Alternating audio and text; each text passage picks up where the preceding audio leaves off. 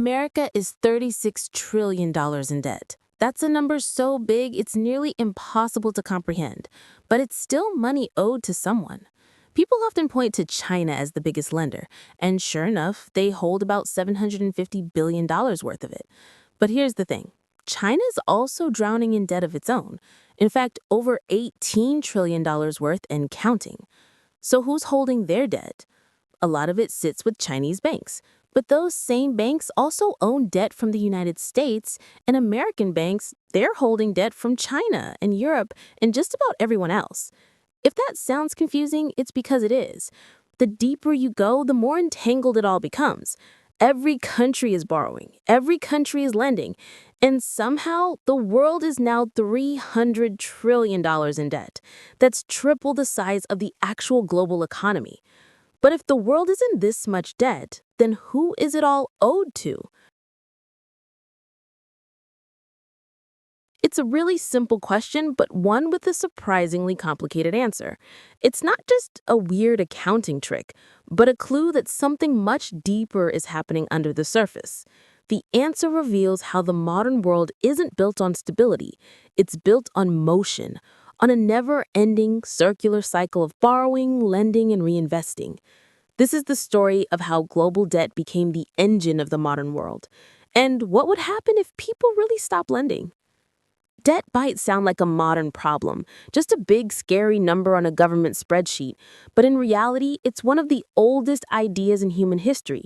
Long before banks, before coins or paper money, debt was simply a promise. Imagine lending your neighbor a large bag of grain in the spring to plant their field. When the harvest came, they'd pay you back, maybe with a little extra as a thank you for the risk you took.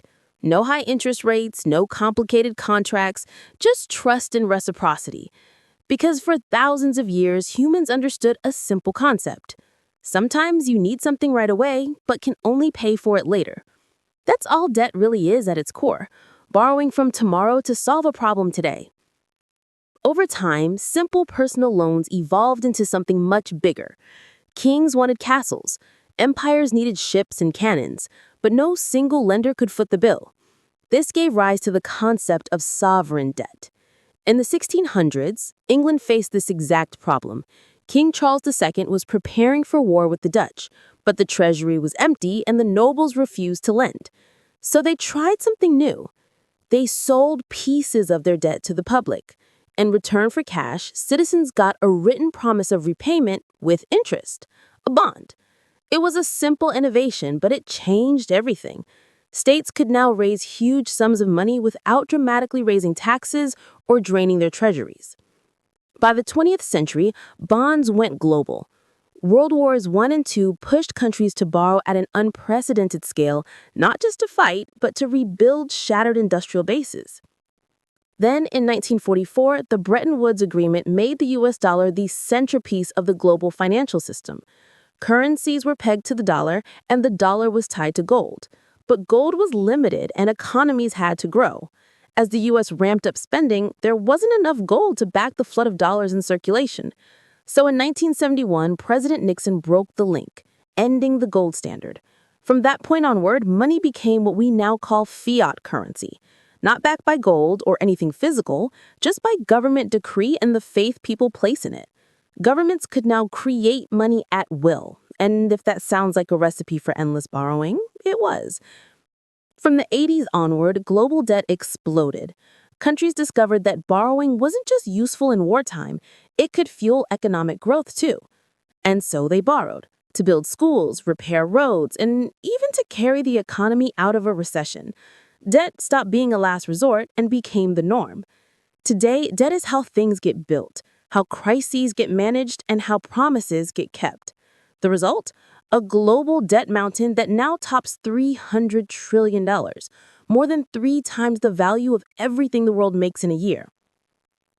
To put that into perspective, a stack of $1 million bills would be about the height of a 30-story building. 100 million would reach 100 kilometers, high enough to touch the Earth's atmosphere. But 300 trillion is enough to go to the moon and back 50 times. That's the amount of debt that we're talking about. So if every country is borrowing, who are they borrowing from? And if everyone owes money, who's getting paid? When we talk about the national debt, it's easy to picture some big, powerful, shadowy figure pulling the strings and holding all the money. But that's not how it works. Because modern debt doesn't just move in straight lines like we're used to, it moves in circles. To better understand this concept, let's zoom in on the United States, the world's most indebted country. You may be wondering, who can possibly lend them that much money? But here's the surprising part. Roughly 70% of the debt is actually owed to Americans themselves. So the U.S. borrows from itself. Here's how it works. Governments borrow money by issuing bonds, promising to pay it back with interest, the exact same way you would borrow money from a bank. So who's buying these government bonds? Well, most likely you. When you put money into the bank, it doesn't just sit there in a vault. Banks put the money to work trying to grow it so they can pass some interest back to you, which they do by lending, investing, and of course, buying bonds. As of now, commercial banks in the U.S. hold nearly $1.8 trillion worth of U.S. Treasury bonds, triple the entire GDP of countries like Brazil or Canada. Bonds are incredibly popular investment because they're one of the safest ways to earn interest on spare cash. Unlike the stock market, they don't bounce up and down wildly every day. Of course, the interest rate can still be changed by the government to help manage the economy. In the 1980s, bond yields jumped to over 15% as the government tried to bring down high inflation. But during the COVID recovery in 2020, they dropped below 1% to encourage more spending.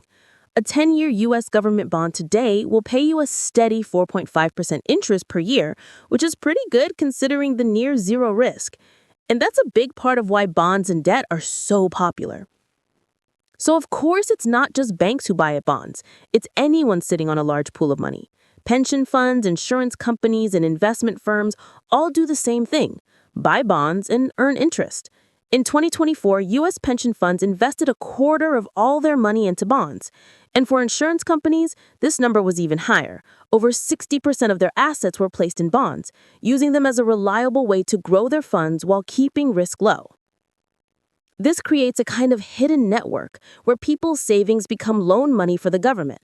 So although it may sound weird that the U.S. is borrowing from itself, it's actually just money flowing from parts of the country where it's sitting idle to parts where it's needed and being spent. When the government pays interest on its debt, that money flows right back into the hands of the lenders, giving them even more spare cash. And what do they do with it? They buy more bonds and earn more interest. This becomes a sort of self-reinforcing loop where money constantly cycles through the same system by moving from lender to borrower and then back to lender and then back to borrower over and over again. And the same loop exists between countries too. About 30% of U.S. debt is held overseas because just like American banks or pension funds, foreign governments and banks also put their spare cash into U.S. bonds. Following the same logic, money flows in when we borrow, back out when we return, and repeats. The world's debt isn't just a pile of unpaid bills waiting to explode. It's more like an interconnected web of circular systems where money flows in loops from savers to borrowers and back again. Governments borrow, investors lend, and the interest payments keep the cycle going. And while some of that money crosses borders, most of it never really leaves the system. It just changes form, changes hands, and keeps moving. So if the government keeps borrowing and spending it all, how do they pay back their debt in the future? Well, here's the thing. They simply just borrow more debt to pay back their old debt. And although that might sound reckless, which it kind of is, it's actually the foundation of how the global economy now works. So why does this system just keep going? Why doesn't the world just stop borrowing? Because now we're at a point where everything from our economy to our politics is built around debt. The uncomfortable truth is that debt fuels growth. When the government borrows and spends, money circulates into the economy. Businesses earn more, workers get paid, and so they spend more. It becomes a feedback loop that keeps the economy expanding so everyone can be better off. In China, 19% of all government spending comes from debt, meaning 1 in every 5 yuan they spend is actually borrowed. And this figure is even higher in the U.S., around $1.04. That's the same amount of money it spends on both education and welfare combined. If the government suddenly stops borrowing, it would have to spend less. and money stops flowing into the economy. Businesses earn less, workers lose their jobs, and so they stop spending. That very same loop that grows the economy is turned upside down, leaving everyone worse off. Take Greece, for example. When the 2008 financial crisis hit, investors panicked and suddenly stopped buying Greek bonds because they seemed so risky. Greece was left unable to borrow and quickly ran out of money to spend. 1 in 4 public workers were fired, wages fell by 30%, and over the next few years, their GDP shrank by a whopping 25%. Politicians know this, and so do the people. Everyone wants the government to keep on spending so the economy can keep on growing. And so no one wins elections promising austerity. Spending continues, and borrowing becomes inevitable. But it's not just about growth. Sometimes it's about survival. When an economic crisis hits, like COVID in 2020, people stop spending and the economy shuts down.